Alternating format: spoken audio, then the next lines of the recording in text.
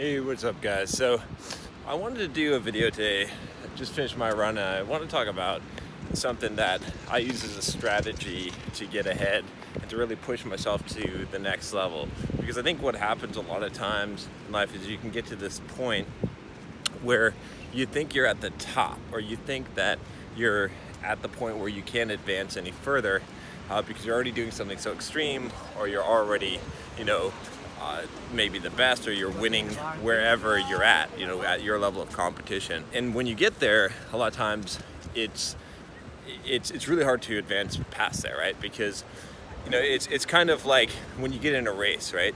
If you train on your own, like I'm running, I'm training for my marathon, of course, and when you're in training, you never are going to run as fast as you will when you're actually in a race. Because when you see other people there and you have the excitement of the race and you see the competition and you see people running faster, it will cause you to perform at a higher level. And so when you're just competing against yourself, it's really hard to advance. It doesn't mean that you can't ever improve, but you make the biggest advancements when you actually have some competition to go against, right? That's why records are set in actual events, not in training for the most part, okay? I'm listening to a book right now called, I think it's called Eat and Run, and it's a book written by, I'm just forgetting his name now, but he's an ultra distance runner. He is a guy that's famous in the ultra running.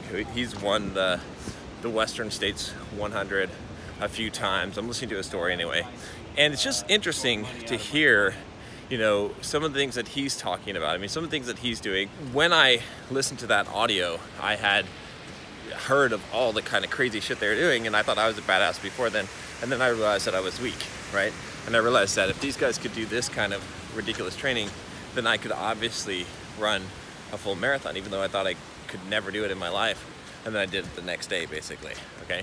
So, and fasted. My point is that, I'm listening to this book now, and I'm hearing a bunch of crazy stuff, right? I'm thinking about, I'm running like 50-mile weeks right now, and I'm thinking about running 80, maybe 100-mile weeks eventually. And I'm hearing about guys that are running 200-mile weeks. I mean, how insane is that, right? Like, I thought that is pretty close to the upper limit. And then, I'm giving myself a pat on the back for being, 220 pounds and running a marathon in a decent time.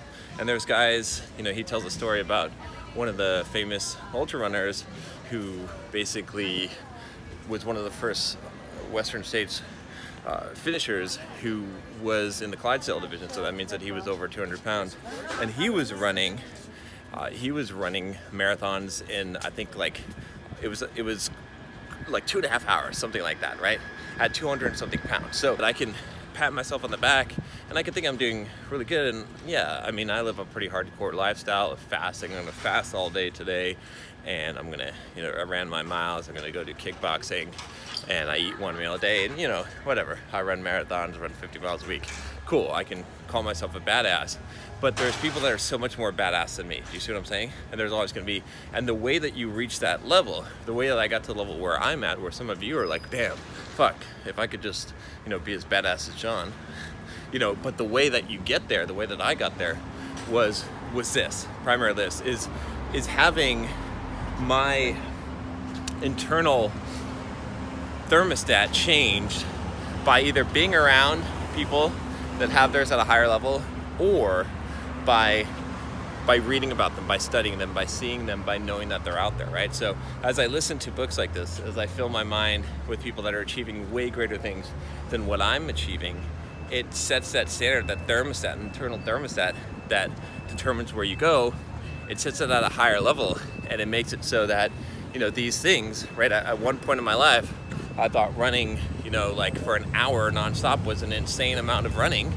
And, now I can run 4.5 hours, which is just absolutely ridiculous. And now I realize even that's nothing. There's people that run 24 hours straight and longer than that, and it's quite possible. You see what I'm saying? So same thing with fitness, with lifting weights, with diet, with all of these things, with working hard, with making money, with investing, all of these things, productivity, there's someone better.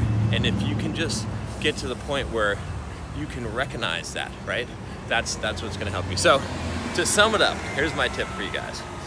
Do not surround yourself with the thoughts of people that are like you. Do not give yourself the ability to wear the champion's crown. Yes, enjoy your accomplishments, enjoy what you've succeeded at in life, but instead look for the people that are well exceeding those things. Look for the things that are going to make it seem like your achievements are insignificant.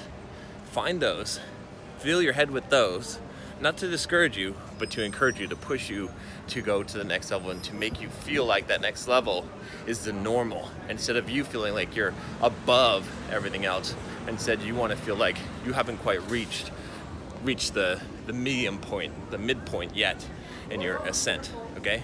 So that's the key, that's the secret. All right, Bulldogs, if you haven't already, click that subscribe button down below, become a Bulldog, join the pack. And if you want to figure out if you are a Bulldog, want to see how tough you are, want to compare your score to others, go check out, there's a quiz that's in the link below, the Are You a Bulldog quiz. A bunch of people have taken it already so far. I'll send you the results, I'll send you a little score so you can see where you are, if you're a Bulldog or not. All right, that's all I got for you today. I'll talk to you next time. Take care.